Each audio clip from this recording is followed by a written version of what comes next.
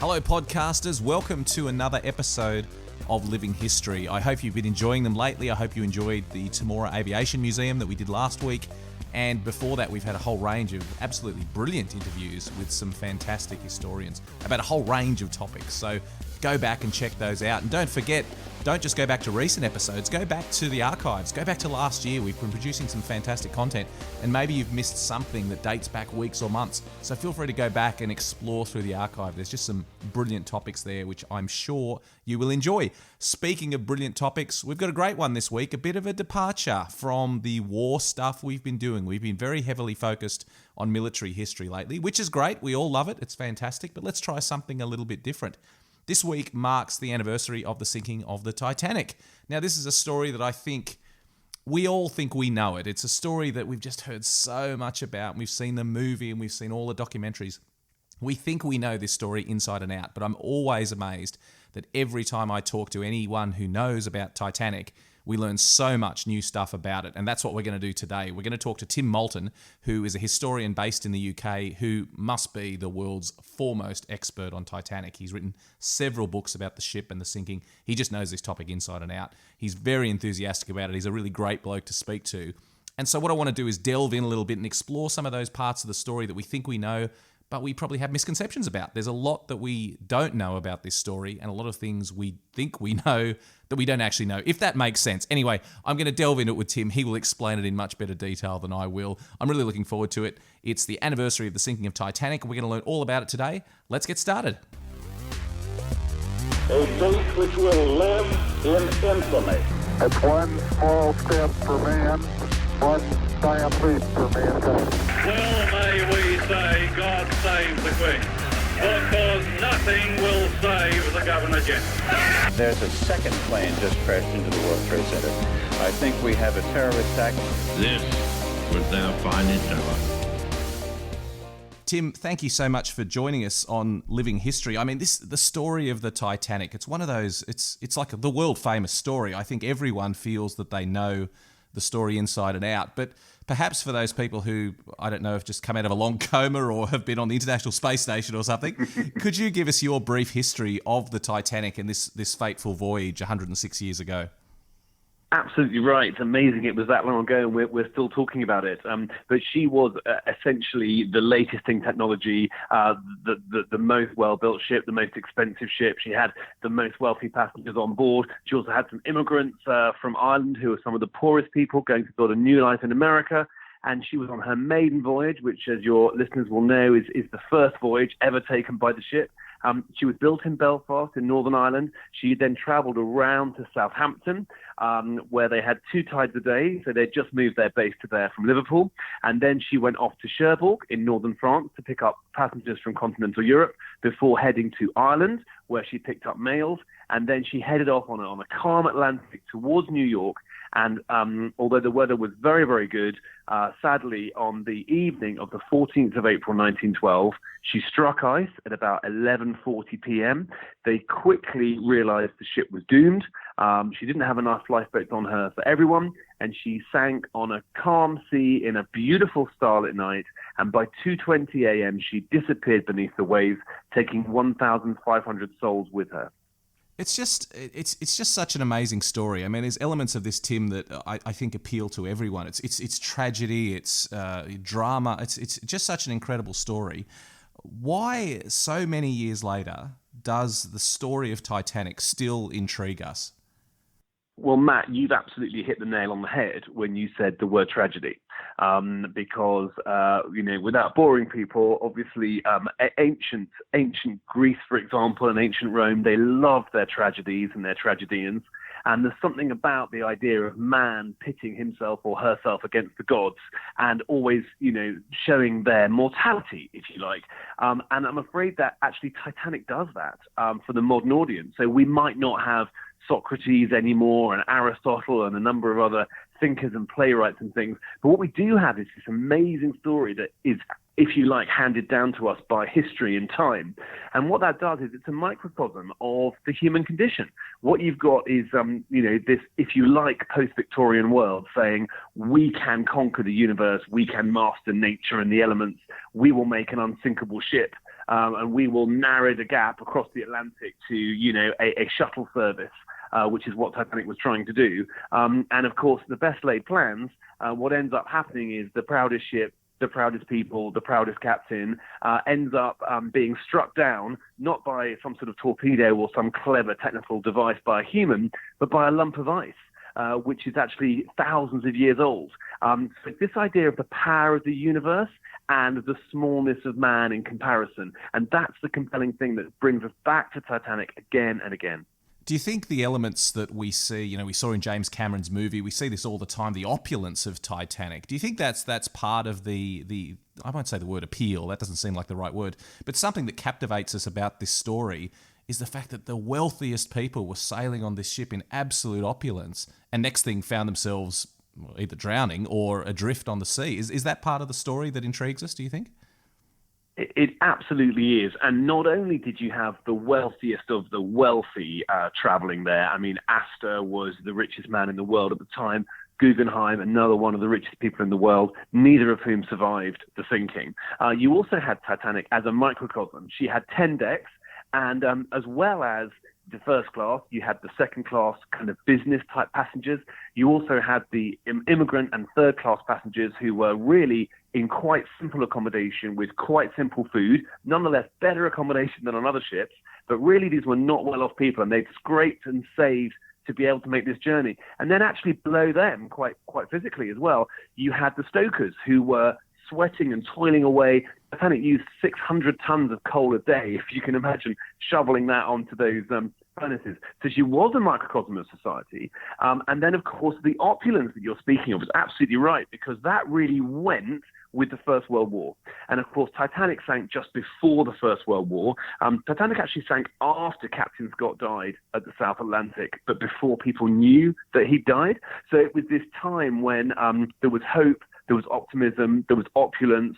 And of course, these people weren't supposed to die and weren't supposed to just suddenly, from being in their black tie, suddenly be swimming in an inky black sea beneath the stars. So it was that whole thing which really was lost in the First World War that I think Titanic is a window on.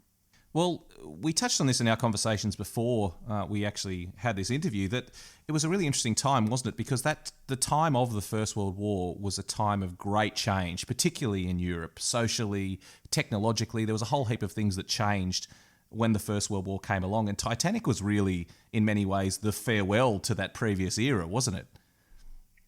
That's right. In fact, Matt, it's many people know this, but there was a painting above the mantelpiece in the most opulent room on Titanic, which was her first-class smoking room. She had 12-foot-high ceilings in that room. It was the largest room afloat at the time. It was 90 feet wide. It was the most incredible panelled room. And it was meant to be like a country house. They tried to make it like those amazing clubs in London and those wonderful country houses that we think of when we think of sort of old England, if you like.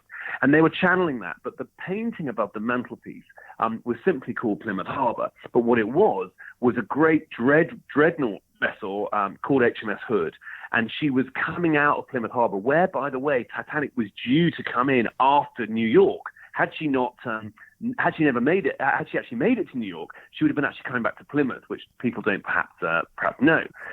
But that painting, I actually have a copy of it in my living room at home, and I was looking at it this evening. Funnily enough, I often look at it, and what it shows is it's really Britain, as it were, limbering up against the Germans and Europe at that time, and it's just showing the political tensions that everyone knew the war was coming, and it was a race to get the most battleships ready and prepared to fight.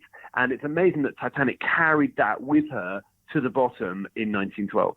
It's extraordinary, isn't it? This era that we talked of, coming to an end, this pre-World War I era, and really, in many ways, the World War I spelt the dawn of this more modern era. And I think Titanic harks back to our fondness for that, perhaps that previous era. Tell me, let's touch a little bit on probably the reason that Titanic has been so popular in recent years was the movie in 1997, James Cameron's famous movie Titanic.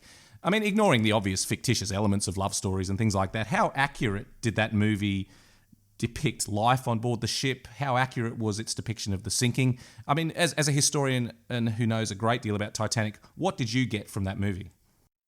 Well, okay, this might sound a bit trite, but I think for me, I loved seeing the ship come to life.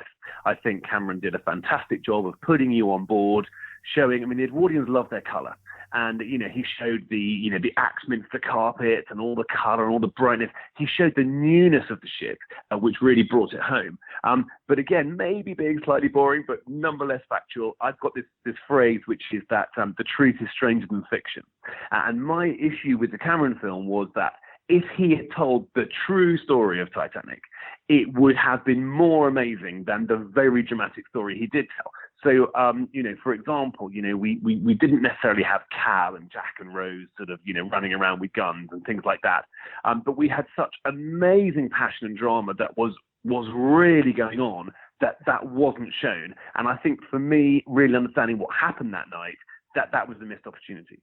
In terms of the movie and the sinking, how accurate was that depiction of what actually happened at Titanic that brought her undone? Sure. A lot of things, Matt, were extremely accurate. However, for example, the iconic ship, very high up at a very high angle, against the stars. It may have felt like that if you're in the water nearby or if you were on the ship at the time. But actually, Titanic broke, we now know from metallurgy tests and things like that, at about a 15-degree angle, which is when the forces would have been the greatest between the heavy stern up in the air and the waterlogged bow. But I think what the film misses is, for example, it doesn't mention the fact that there was a ship only 10 miles away from Titanic while she sank. And both those ships were looking at each other. Both those ships were actually trying to Morse to each other. But due to the very unusual atmospheric conditions that night, they weren't able to read each other's Morse lamp signals. So I think some of that tragedy and some of the unusualness of it, for example, this is quite strange, but there were stewards and passengers on the bridge that night talking with the captain and looking out and using the crew's binoculars and using their own binoculars, because they were yachtsmen, some of them, to look out at this ship that was nearby. And there was lots of discussion about that. And that sort of drama really was missing from the Cameron film. Well, that's extraordinary. I didn't realise that myself, that that there were ships so close. I knew that there were ships around, and I've read the Morse code messages sent, the distress signals sent from Titanic. But that was incredible to think what might have been if the rescue of Titanic could have been better coordinated. You very correctly there pointed out about the Morse code signals from the wireless room. Absolutely right. And people from the film obviously know also about the rocket signals from Titanic. But actually what people don't necessarily know is that she was actually doing Morse lamp signaling as well to a nearby vessel. That's how close she was, that her wing cabs, her wing bridges had Morse lights on them. And she was actually controlling a key in the bridge, which was actually causing these lights to flash on and off and say, "We are the Titanic sinking, have your boats ready." And if any of your listeners have ever seen a wonderful black and white film called A Night to Remember, which is based on Walter Lord's classic novel by the same name, I would really direct them to go and have a look at that again or dig it out if they haven't seen it before, because I think that A Night to Remember is the most accurate book and film ever written and made about the Titanic. We discovered the wreck in 1985, which was now, obviously that's quite a long time ago now. What did it tell us about Titanic that we didn't know before? The opportunity to go down and actually see the wreck and explore the damage to her. What did we learn in 1985 when we discovered the wreck that we hadn't known before then? I think the main thing was that we learned she was in two parts. The Board of Inquiry did a big inquiry into the sinking of the Titanic in 1912, and they concluded, because the officers insisted that Titanic did not break in two. I think there was some idea that if they'd admitted that she broke in two, people might have said she wasn't properly built or something daft like that. So they resisted admitting that. But what the wreck told us very clearly was that Titanic broke in two, and this agreed with some of the survivor eyewitness accounts. Like Jack Sayer, for example, who clearly said that not only did she break in half on the surface, but the bow actually bobbed up again, so you could see both parts of her for a while. And when Ballard found the wreck, he followed the debris field in, and he was able to find the two halves quite some distance apart, facing opposite directions on the seabed. What it also confirmed to us, by the way, was that Titanic's distress position was in fact 10 miles out. she was actually 10 miles away from where she thought she was. So, in fact, when the Californian came, when the Carpathia came, to rescue the Titanic, she actually chanced upon Titanic's lifeboats because it just so happened that Titanic's correct sinking position happened to be between where Carpathia happened to be and where the lifeboats happened to be. And so had that chance not happened, it's quite possible that no one would have survived the sinking of the Titanic, because by that time, about 8:30 in the morning, the chop and the sea state was getting up, and actually some of the lifeboats were starting to be in danger of being swamped. Wow, that's extraordinary stuff. I mean, I think that's the thing about Titanic, Tim, is that the more we talk about it, the more we explore the story, there's just more information that comes out. It always strikes me as a story that, what else can we possibly learn about it after this great passage of time, after this much research has been done? But even just talking to you now, there's been about half a dozen things you've raised that I think people don't realise. And I know this is an area of specialty for you. So why don't you tell us a little bit more about these misconceptions about Titanic? What do we think we know about Titanic that we don't actually know? And what parts of the story do we get wrong? Sure. Okay. Well, some people think that Captain Smith was drunk, perhaps, or not paying attention. Nothing could be further from the truth. Captain Smith never drank while at sea, and he was on duty at the time. He always sort of stumbled out of the chart room, half dressed or something when the iceberg hits in all the films. But actually, he was up and about on the bridge the whole time. And it was Murdoch who was in charge of the ship that night, and he actually had his eyes peeled. They knew there was ice. They were looking out for ice. They believed they could see ice in time. In fact, they were trying to rush through the ice region, because in 1912, the danger of ice was actually the danger of fog and not of ice, because they always felt they could see the ice in time. Other things is people say that, Titanic was so big that maybe her rudder, which is so small, was too small, and therefore she didn't turn very well. Again, nothing could be further from the truth. Titanic had, not everyone knows this, but she had an identical twin sister ship called the Olympic, who was launched some months before the Titanic, in fact, a year before Titanic. And after, in the war, the Olympic became one of the best regarded ships in the First World War. And she was the only merchant vessel, or certainly the first merchant vessel, to sink an enemy submarine. And her captain actually saw the submarine, the U-boat coming up, and actually immediately put on full steam and full turn and actually rammed and sank this German U-boat. And he said that she was the best handling ship he'd ever had the pleasure to command. And of course, she was actually Titanic's sister, with the same steering, the same rudder, the same everything. So this idea is also a myth. Also, people say that they tried to save money when they built Titanic. Nothing could be further from the truth. She was actually built on a cost-plus basis, which means that the builders earned 5% profit on everything that was spent on the ship, which meant, yes, the more the builders spent on the ship, the more the builders got paid. So there was zero incentive to cut corners at all. I think one of the main things people say is, there weren't enough lifeboats, and that was the tragedy. But what people don't understand is that the Board of Trade was trying very hard with Titanic to incentivize people to have safe ships. And what they didn't want was lots of leaky, unsafe ships absolutely piled high with lifeboats. What they wanted was really, really safe ships like Titanic. And by the way, she was one of the safest ships ever built. She was much safer than Costa Concordia, for example, who sank much more recently, as you know. And what they found out was that most ships sink on an uneven keel. And your listeners will know this from studying shipwrecks and things in the war. And basically what happens is that you can only ever use the lifeboat on one side of a vessel at any one time. So in order to have enough lifeboats for everyone, Titanic would actually have had to have twice as many lifeboats for everyone. And in fact, she sank on an even keel, but in fact, she didn't have time to launch even all the lifeboats that she did have. So this idea that if she'd had more lifeboats, everyone would have been saved is a complete myth. Wow, that's incredible stuff. I mean, as we said, the more we hear about Titanic, the more these stories come out. I mean, the really important question, I think, Tim, is there anything more to learn about Titanic? What's the future hold for this story and for this shipwreck? Are we going to go down and keep exploring the wreck? Are we going to try and raise the wreck? Is it going to become a tourist attraction? What does the future hold for Titanic? Well, funnily enough, shoot me down in flames, but I actually think that she should be raised. because, I take the point that some people think she's a memorial and things like that. But in reality, there are no human remains left down there at all, not in any airtight compartments or any sort of nonsense of that kind.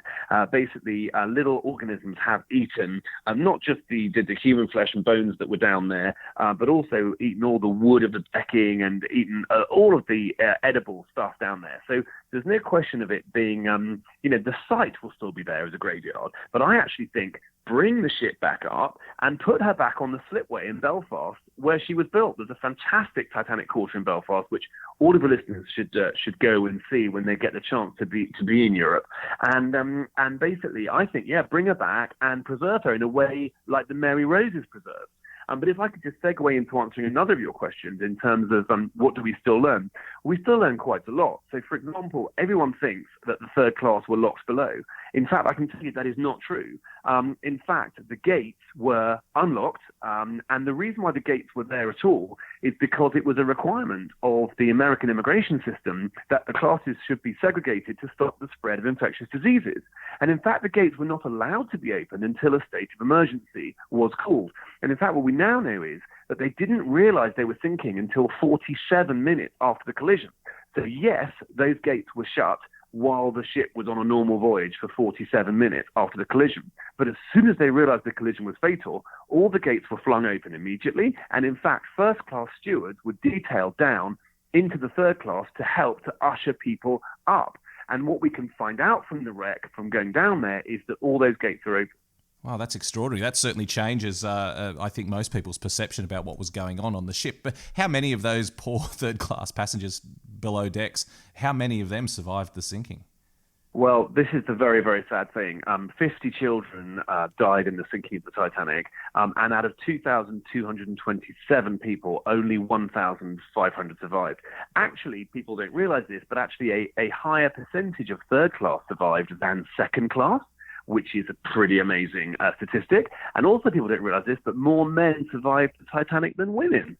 Most people don't know that either. But the reason why it was so difficult to evacuate the third class was because in 1912, and your listeners will know this from the war, is that you were a child, you were an adult when you were 13. Okay, that means when you were 13, you could go down the mine. In some instances, you could go to war, all this sort of stuff. And basically what that meant was that if you were a mother with her whole family on board in 1912, any of your children who were more than 13, so your 14-year-old son, your 18-year-old son, who you would regard still as your baby, you would have to have parted with them and left them down below, and they were not prepared to do that. The other thing is they did not want to leave often their husbands because they were the breadwinners, and it was not such an equal society as we have today. And a woman's chances of survival in a new country, in a new land, without her husband were very, very bleak indeed, and they probably would have rather thought, I'll chance it here on Titanic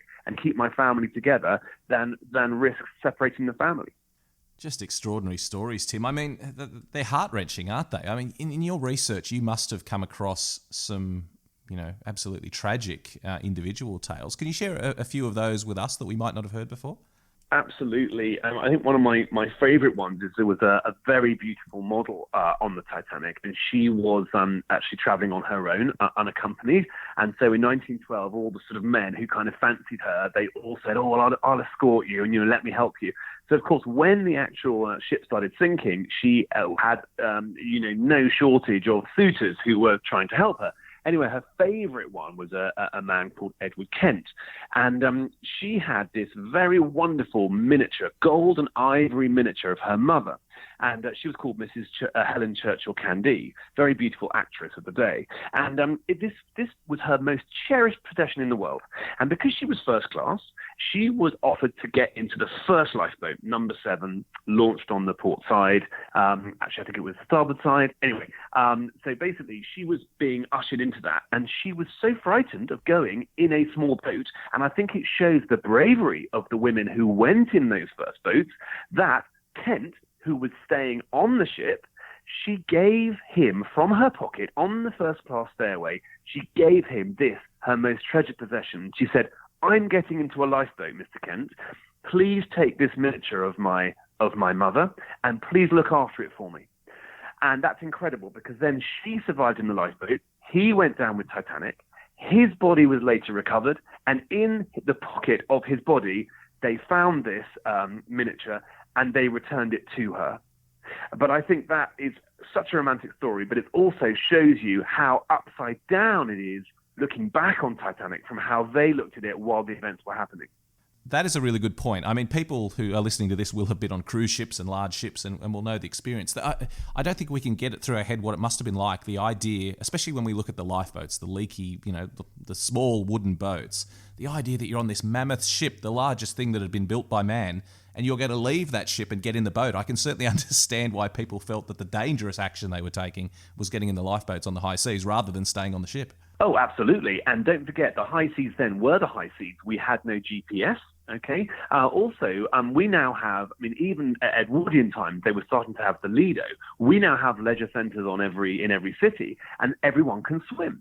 But in 1912, people could not swim. Not only that, but sports clothing had barely been invented in 1912. It was beginning to be involved and invented. But basically, everyone was wearing their motoring outfits if they were wealthy, or many, many layers of clothes if they were less wealthy. They often had some luggage with them. They had their warmest coats because it was very, very cold night, and they were just not prepared for swimming. Plus, they knew there was ice in the water, of course, and the water when Titanic sank was actually -2. So it was actually below freezing, and it was only kept from a solid state by the salt content of the water and the swell.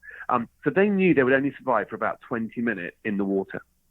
Just extraordinary stuff. Tim, thank you so much. I mean, we could go on probably for several hours talking about all this, but it's been really a really wonderful insight into a story that, as I said, I think everyone feels that they know intimately, but we're always finding new details out. What are you working on now? What's your next project, and where can people find more about you and your work?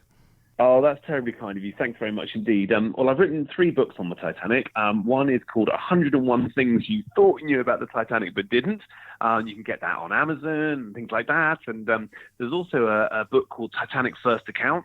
And that's for those listeners who might want to not listen to me, but actually listen to what people who were there actually said about Titanic, what people who survived actually said. And that's a wonderful way into the disaster. And that's called Titanic First Account, and that's with Penguin Classics.